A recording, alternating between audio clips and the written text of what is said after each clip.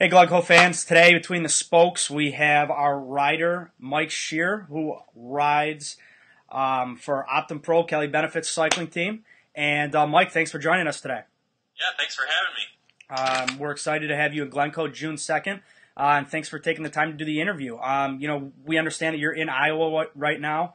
Tell us a little about that, and how's your season going so far? Season's going well.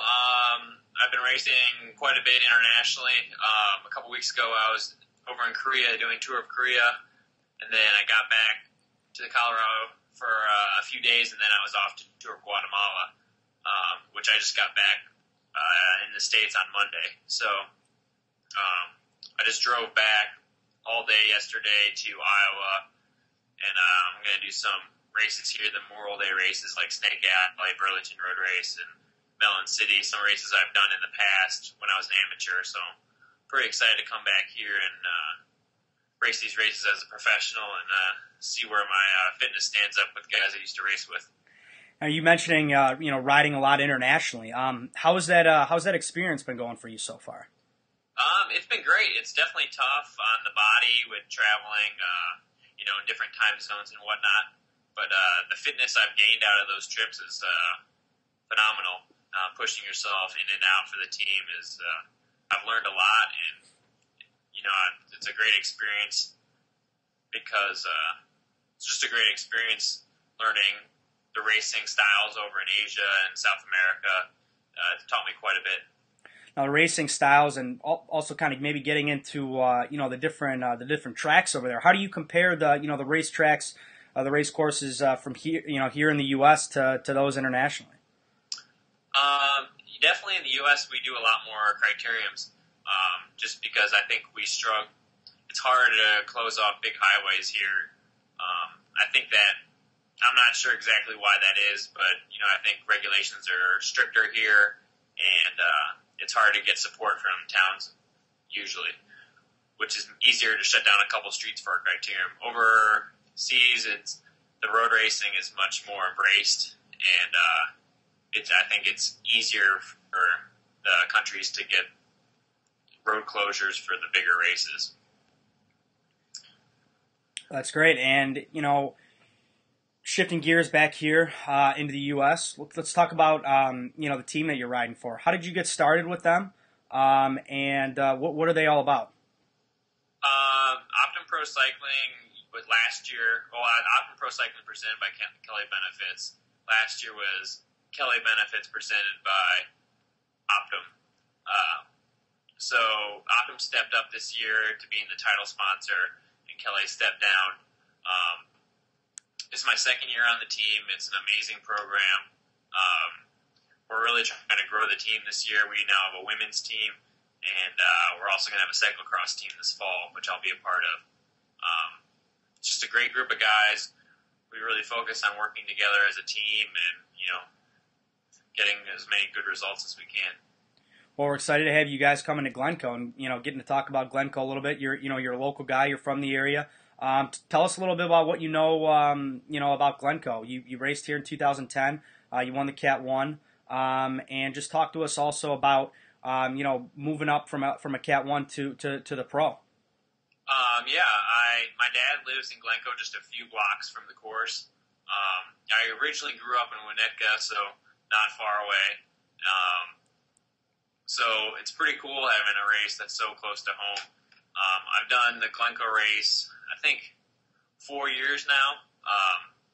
I did not do it last year because I had a broken collarbone, but that was hard watching it after winning it as a Category 1 and not being able to defend my title in the pro race.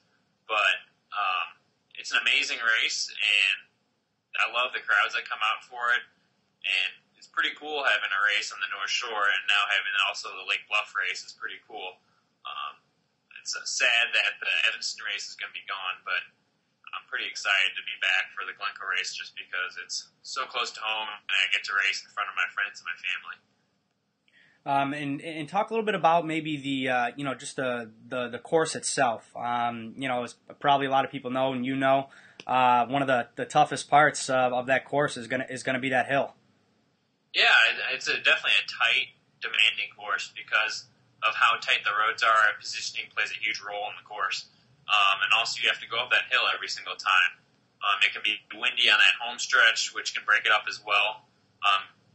It's a great race because it's 50-50. It can either be a breakaway or a sprint. You never know what you're going to have there. It's not a predictable course at all. So I think on Saturday, who knows what's going to happen. It's totally up in the air. Now you've had some success here in the Chicagoland area in races in 2010. You're second at Monsters on the Midway down there in Hyde Park. I was there about a week ago. It was cold. It was windy. It seemed like a great little course. Maybe just talk to us real quick just about that criterion. Monsters is a fun race too. That was my first race I did as a Cat 4, and I won as a Cat 4. So kind of have a soft spot in my heart for Hyde Park. We're there, and a lot of people come out for it. And I think it's a great building step race for younger riders and developing riders. It doesn't have much to the course, but it's the ability for a lot of guys to come out that are locally that not necessarily can drive to a race, which is pretty awesome. And just thought, last question for you. Just talk a little bit about racing in the Chicagoland area in general. Racing in Chicagoland has a soft spot in my heart. There's so many awesome races every weekend, but we also get the big races like Elk Grove, Super Week coming into town. We get the Glencoe Grand Prix, now the Lake Bluff Grand Prix. We used to have the Chicago Criterium. So as an amateur, it was an amazing place to live because I could have awesome racing, every single weekend with less than 2-hour drive. So I think as an up-and-coming, cyclist or even a top-level elite cyclist, it's an amazing place to live and race just because of the mass variety of racing there is. Yeah, for sure. And we're excited. Less than 2 weeks away, coming up here, and it's going to be a week tomorrow. So we're really excited. Can you give out maybe your Twitter handle and also your Facebook for people who want to follow you? Yeah, you can check me out on Twitter at Mike Sherer. Mike Sherer. That's Sherer. And then same thing on Facebook, Mike Sherer. I'd love to have some more followers and follow me through the in and outs of being a pro cyclist. For sure. We'll see if we can get those followers up. You can follow us on Glencoe GP and also on our Facebook page at Glencoe Grand Prix. Mike, thanks for taking the time to do the interview with us, and we'll see you in Glencoe. Yeah, I appreciate it. Can't wait. Thanks, Mike.